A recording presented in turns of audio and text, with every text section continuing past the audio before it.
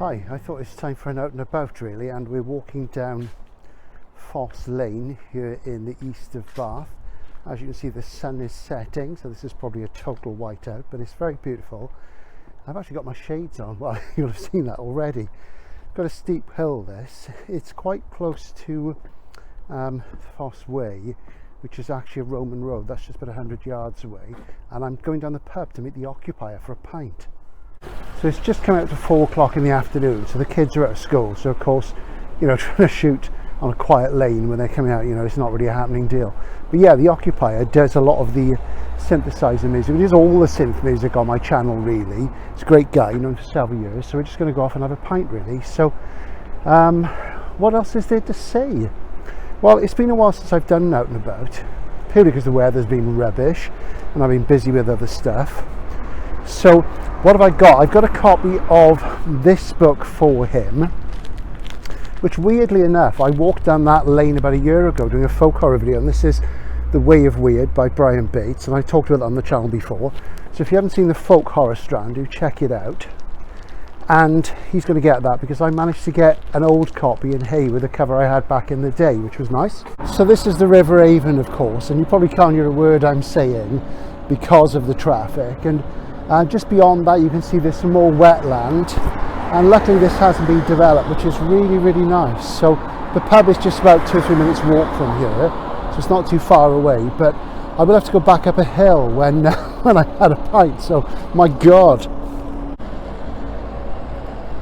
Yeah, the occupier works in a paper mill and I work in books, so there's a kind of synchronicity there. And like me, he's a big SF fan, and like me, he probably hates all this traffic as well. But you know, I do get a lift to work from the video editor, so I shouldn't complain really.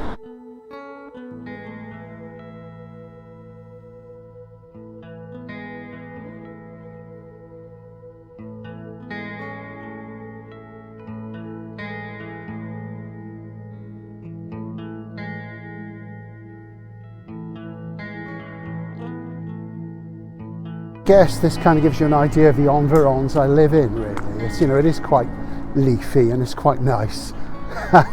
All the houses you see in the background, my house isn't like that, I can tell you now. Otherwise you'd have seen it, you know, I'd be showing it off, you know, it'd be very Laurence Llewelyn Bowen, who I always think is rather like Jerry Cornelius really. If you don't know who Laurence Llewelyn Bowen is, when you can look him up, and if you don't know who Jerry Cornelius is, maybe it's time I did a video about him, so we'll see, I guess.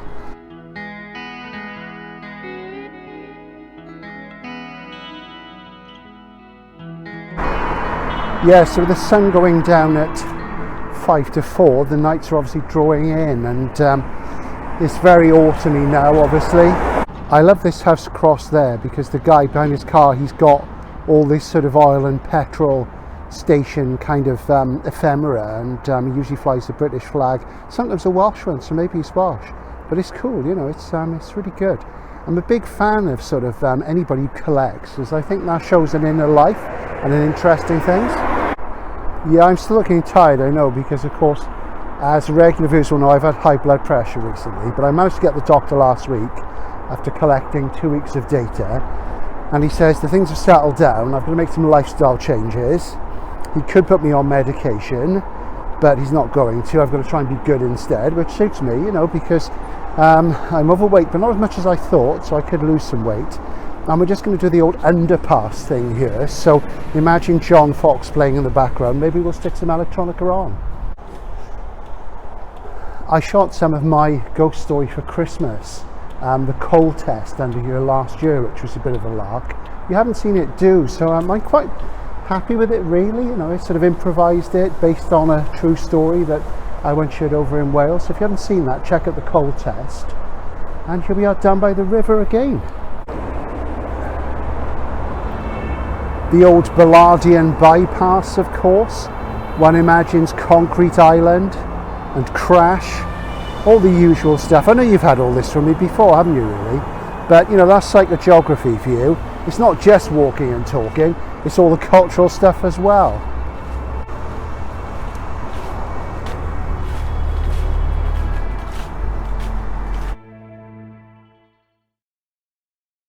Bath demolition, eh? There's a job for me. I quite like the idea of, you know, demolishing the city in a sort of English catastrophe novel manner. How very Tarkovsky.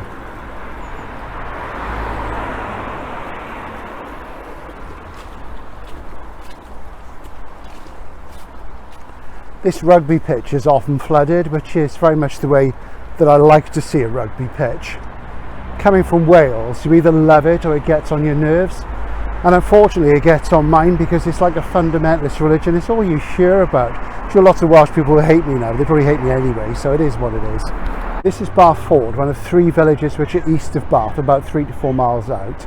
This is kind of my stamping ground really. And I've lived out here for 32 years this year. Here's the pub, so I'm going to do that stupid thing of crossing the road while filming, which one should never really do, of course.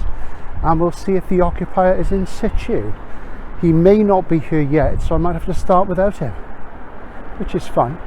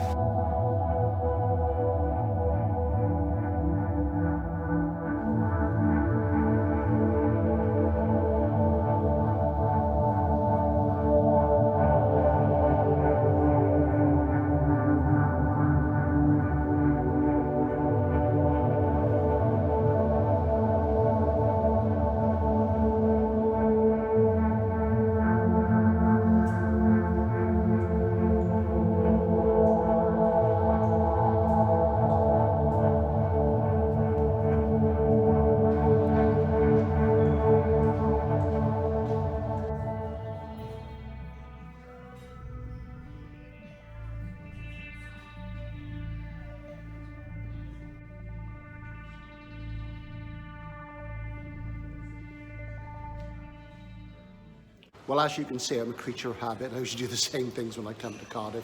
I was going to meet my friend Phil, but the weather conditions are not good for him. So I'm just going to do my usual thing and go to Troutmark and have a tootle around. Why am I wearing mirror shades? Well, I can tell you, out of the arcades, it's like dystopian Japan and Neuromancer. You know, the sky above the port isn't the colour of, you know, a dead television channel. It's rain, rain, rain. So we'll stick in the dry.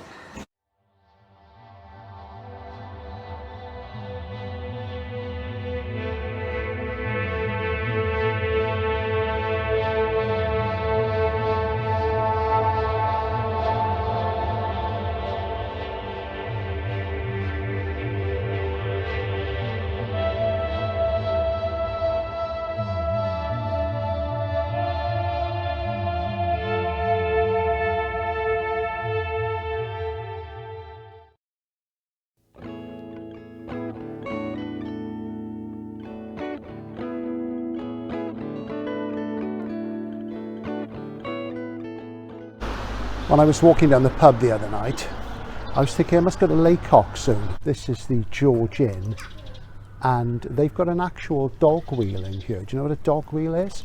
Well, quite some time ago, there used to be a breed of dog called a spit dog, and they were like a little terrier. and basically they would run around in this wheel and turn the spit next to the fire and cook the meat.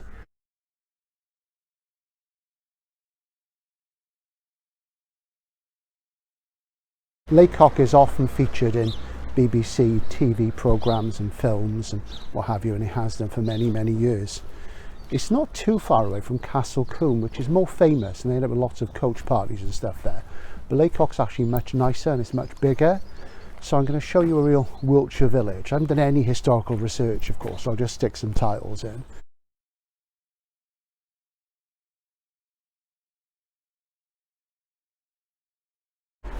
So I've got the shades on, largely because I'm really struggling with sleeping at the moment. It's terrible being old, it really is. And the eye bags are dreadful, and I'm always complaining about them. And it's a slightly genetic thing with my side of the family, but you know, you've got to do what you can. I always think of Ian Hunter from Mott the Hoople, who always wore shades on stage and pretty much off as well. In my sort of few sort of forays into rock and roll, I always wore shades on stage as well, because you can't see what you're doing and you're not so shy, you know, it is much better. The main problem, of course, with something like Lacock is that it's always full of tourists, even when it's quiet, you know, and this is sort of like a weekday. But, you know, I'm a local, it's okay, you know, I'm allowed to say that.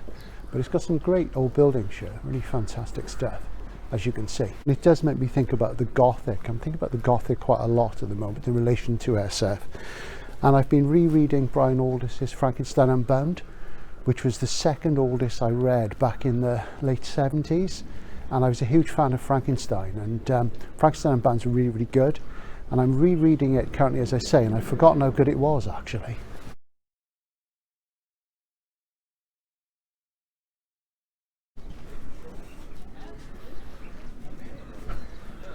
Beautiful day today, it really is. Frankenstein was written, you know, shortly after the same period as Jane Austen's novels, and you know, you think of the difference, you know, it really is a big thing. It's like the difference between the SF novels of today and the mainstream social novels. You know, the mainstream social novel with its sort of claims to realism and what have you, and the SF novel with its claim to be the novel of ideas. It's quite an important distinction.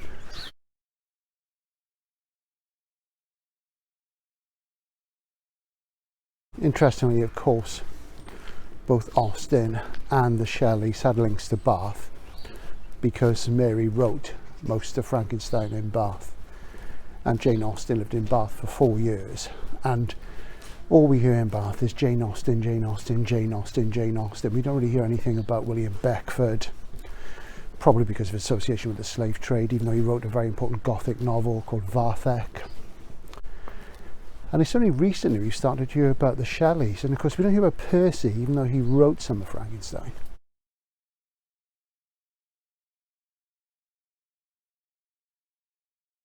I find it's really important to get out when the weather's good. That whole nature cure thing that Richard Mabey came up with, and that's been reissued in hardcover recently. It's pretty much never gone out of print. Very important stuff. The tree is so beautiful.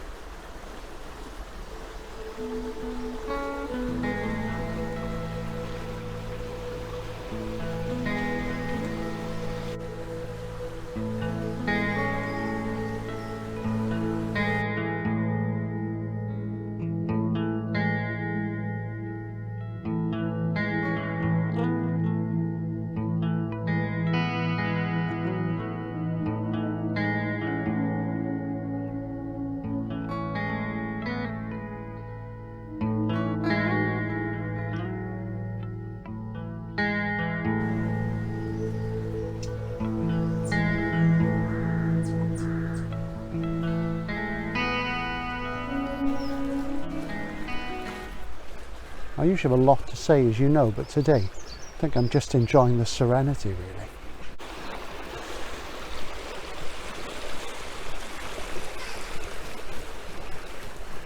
This really nice little lane. And as you see behind me, in theory you can walk through the water. Isn't that great? Yeah, I'm pretty lucky where I live, really. I know I keep saying this, but it is true. Anyway, this one is dedicated to Clive in Berlin, who really likes the out and abouts, and to everybody else who's been a big fan of them. And as I always say, I do wish more of the SF fans would watch them, because really, I always talk about writers. The writer I'm most in mind of when I come to places like this is Richard Jefferies, of course.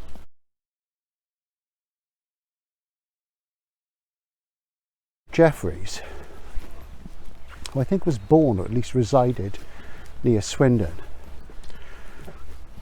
was kind of the father of the great English catastrophe novel. He wrote a book called After London, subtitled Wild England, which is one of my favourite SF novels. And he's kind of a pioneer of nature writing, but there's actually not that much in print, and that particular one, which is really important, hasn't had a mass market edition for at least 20 years. Part of the problem now with the more obscure classics is the whole print on demand phenomena, where if anybody has a copy of an old classic, they can just scan it with a scanner and get a POD, and they suit it themselves. The big problem with that is that most of the print on demand editions are really, really ugly. They're usually very floppy trade paperbacks, and they're not very nice. And it sort of prevents the mainstream mass market publishers, the Penguins, the OUPs, what have you, from bothering with a proper edition, because they think, oh, you know, the people are buying this, there's no sort of real commercial advantage in publishing something like this. It's a great shame, really. And as you see, Lacock here comes out. There's this really, really nice open field and path you can go into. And this is sort of looking toward Chippenham, broadly speaking. I occasionally work in Chippenham, in a bookshop there, not very often, just now and then. Of course, you start thinking about English classics and the great sort of proto-SF that popped up. I read loads of those sort of things years ago, and a lot of them I don't have anymore, which is a shame, because there are lots of nice OUP classics particularly, which I got rid of to make space for more SF, but it is what it is, you know. Things like Margaret Cavendish, The Blazing World, which is sort of 1660s. Peter Wilkins by Paddock. Is it Paddock? I'll have to check that out because it's been a long time. Amazing barn here, something like that. It looks like a tithe barn, which is one in Bradford and Avon. I never noticed it before. Really fantastic. I'm presuming it's not open to the public, but it's really beautiful. Something they tend to do when they film here is fill the road with gravel and sort of soil to give it that authentic Wild West, or should I say Wild West country feel. Lots of timbering, as you see.